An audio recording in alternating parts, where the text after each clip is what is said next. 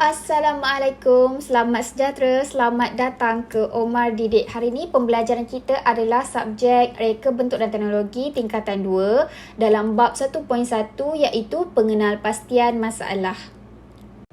Okey, untuk bab 1.1 iaitu pengenalpastian masalah, kita ada dua subtopik iaitu 1.1.1 dan juga 1.1.2. Okey, hari ini kita habiskan untuk bab 1.1 lah. Jadi hari ini kita akan belajar macam mana kita nak mengenal pasti masalah. Ada dua jenis ya. Satu inventif, satu lagi bukan inventif. Kedua-dua ni ada perbezaan dia lah. Okey, lepas tu kita akan belajar juga macam mana kita nak terangkan proses penyelesaian masalah dalam bukan inventif dan juga dalam inventif. Okey, saya akan terangkan satu persatu pada slide yang seterusnya. Okey, ini saya akan tunjukkanlah perbezaan secara dasar je dulu. Nak bagi awak nampak apa tu bukan inventif dan juga inventif lah. Okey, bukan inventif ni dia tiada kesan sampingan. Contohnya penggunaan pisau kan. Kalau pisau tumpul, kita nak potongkan kita punya bahan-bahan seperti tomato ke sayur dan sebagainya. Dia jadi tak elok lah kan. Lepas tu kita asah pisau tu, baru dah boleh potong dengan sempurna lah. Baru cantik je pemotongan kita tu. Itu adalah bukan inventif lah, tak ada kesan sampingan. Kita just asah pisau dan pisau tu boleh guna semula. Okey, untuk inventif pula dia ada kesan sampingan. Kesan sampingan dia macam mana? Okey, contohnya balang biskut awak. Awak dah nak simpan awak punya balang biskut tapi penutup balang biskut tu pula tak ketat. Jadi awak punya biskut tu jadi lemau lah. Jadi apa kita nak buat? Kita buat penambahbaikan, kita ketatkan kita punya penutup tu. Tapi ada kesan sampingan dia pula. Kesan sampingan dia penutup tu terlalu ketat pula. Susah untuk buka dan tutup lah. Jadi itu adalah antara kesan sampingan untuk inventif. Inventif ada kesan sampingan, untuk bukan inventif tak ada kesan sampingan. Okey, ini adalah bukan inventif lah. Okey, saya bagi contoh pisau. Pisau ni kan kita punya alatan lah kan. Alatan dapur kita nak memasak dan sebagainya. Okey, alatan ni kita dapati dia tak berfungsi dengan baik. Kita kena kenal pastilah tak berfungsi dengan baik tu dalam kategori apa. Jadi kita kena kenal pasti masalah. Rupanya bahagian mata pisau ni yang tumpul. Jadi kita kena buat proses penambahbaikan lah. Apa dia proses penambahbaikan tu? Kita kena asah pisau lah kan. Bila kita asah, barulah alatan tu kita boleh dapat gunakan semula. Jadi tiada kesan sampingan lah. Maknanya pisau tu daripada tumpul, kita kenal pasti masalah apa yang kita nak buat penambahbaikan. Lepas tu bila kita asah, alatan tu pun dah boleh digunakan semula dengan sempurna lah. Jadi tak ada kesan sampingan lah. Contoh pisau tu jadi terlebih panjang ke, ataupun pisau tu pendek dan sebagainya. Dia tak ada kesan sampingan lah untuk bukan inventif. Okey, untuk inventif pula saya bagi contoh meja.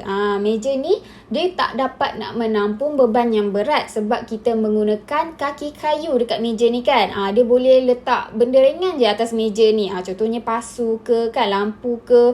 Maknanya tak boleh nak letak beban berat lah macam buku-buku yang banyak dan sebagainya. Okey, kita dah buat penambahbaikan, kita menggunakan meja berkaki besi. Jadi masalah selesai lah kan. Dapat menampung beban yang berat. Kita boleh letak pelbagai barang-barang dekat atas ni lah. Tapi ada pula masalah lain. Ada kesan sampingan. Itu adalah masalah inventif lah. Okey, contohnya meja kayu ni mudah dialihkan sebab dia ringan kan. Maknanya seorang nak angkat meja ni pun tak ada masalah. Tapi apabila kita dah buat penambahbaikan, kita menggunakan kaki besi, jadi sukar untuk dialihkan. Berat lah. Maknanya mungkin kena guna sampai 4 atau 5 orang untuk alihkan satu meja yang berkaki besi ni lah sebab dia berat. Itu adalah masalah inventif lah. Maknanya daripada masalah ni kita buat penambahbaikan tapi ada kesan sampingan. Okey, seterusnya bahagian proses. Saya akan terangkan dulu dalam bukan inventif. Okey, mula-mula kita kena kenal pasti dulu masalah. Okey, ni contohnya baju awak. Okey, tiba-tiba ada terkoyak pula pada bahagian bahu awak. Ini adalah masalah awak, masalah baju terkoyak. Jadi kita kena senaraikan beberapa pilihan untuk menyelesaikan masalah awak ni. Jadi yang pertama awak senaraikan, mungkin awak nak buat tampalan lah pada baju awak kan. Ambil kain percelain, tampal pada bahagian yang koyak. Ataupun awak nak jahit, jahit tangan kan. Ataupun awak nak jahit mesin. Jadi awak dah senaraikan beberapa masalah lah, pilihan yang awak nak selesaikan. Lepas tu awak buat pilihan. Antara tiga-tiga ni, mana yang awak nak buat? Okey, tak apa, kita guna jahit tangan dululah. Paling senang kan? Kita jahit tangan dulu. Okey, lepas tu kita laksanakan pemilihan kita. Kita jahit lah, semua bagi selesai. Lepas tu kita menilai. Okey ke kalau kita menjahit guna tangan ni, ada masalah lain tak timbul? Contoh, lepas kita basuh baju tu, tiba-tiba jahitan tangan tu terbuka. Jadi maknanya awak kena patah balik pada awak punya senarai pilihan ni. Maknanya awak kena guna pilihan lain lah. Mungkin jahit guna mesin dan sebagainya. Jadi awak ulang balik. Kalau awak punya bahagian menilai ni maknanya tak ada apa-apa kerosakan ataupun tak ada masalah lain dah, maknanya awak punya tu dah selesai. Ini adalah antara proses untuk bukan inventif.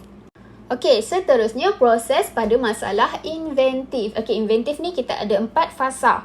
Fasa yang pertama adalah menganalisis punca masalah. Okey, yang fasa pertama ni lah kita kena betul-betul kenal pasti apakah punca permasalahan kita. Contohnya meja ni kan, kaki meja ni terlalu rapuh ke? Ataupun pemasangan skru pada meja dan kaki ni longgar ke, berkarat ke? Jadi kita kena tahulah apa sebenarnya punca permasalahan kita.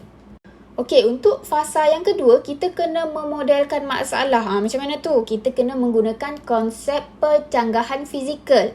Maknanya kita tengok pada luaran meja ni. Kalau berat, kita dapat menampung beban yang banyak. Okey, kalau ringan, kita mudah dialihkan. Maknanya kita asingkan. Kalau berat, ada kelebihan dia. Kalau ringan, ada kelebihan dia. Macam tu. Okey, untuk fasa yang ketiga, kita kena buat kaedah penyelesaian. Okey, kaedah penyelesaian ni macam mana? Okey, ianya awak kena buat kaedah pemisahan antara ruang dan juga masa. Macam ni, time ni lah awak kena tanya dekat diri awak. Okey, awak punya produk ni, adakah percanggahan berlaku pada masa yang sama? Kalau ya, maknanya pilih pemisahan ruang. Kalau tidak, maknanya kaedah pemisahan masa. Contohnya kan, kalau tadi kita gunakan berat dan juga ringan. Berat tu kita nak guna sebab boleh tampung beban yang banyak. Tapi ringan mudah dialihkan. Jadi kita gunakan kaedah pemisahan masa lah. Maknanya kita kena guna satu sahaja jalan penyelesaian. Maknanya kita nak perbaiki kita punya produk, kita pilih salah satu je. Maknanya kita ambil kaedah pemisahan masa. Okey, lepas tu kita masuk model penyelesaian. Kita dah kenal pasti dan sebagainya. Lepas tu kita menggabungkan pemilihan penyelesaian supaya masalah kita tu dapat diatasi lah.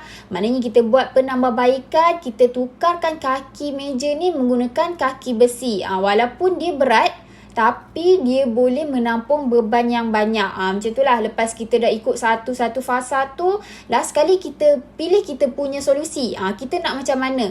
Akhirnya kita ubahkan kaki meja ni kepada kaki besi. Walaupun dia berat, sukar nak dialihkan, tapi boleh tampung beban yang besar lah, beban yang banyak. Okey, itu sahaja pembelajaran kita hari ini. Semoga kita berjumpa lagi pembelajaran pada yang seterusnya. Terima kasih semua.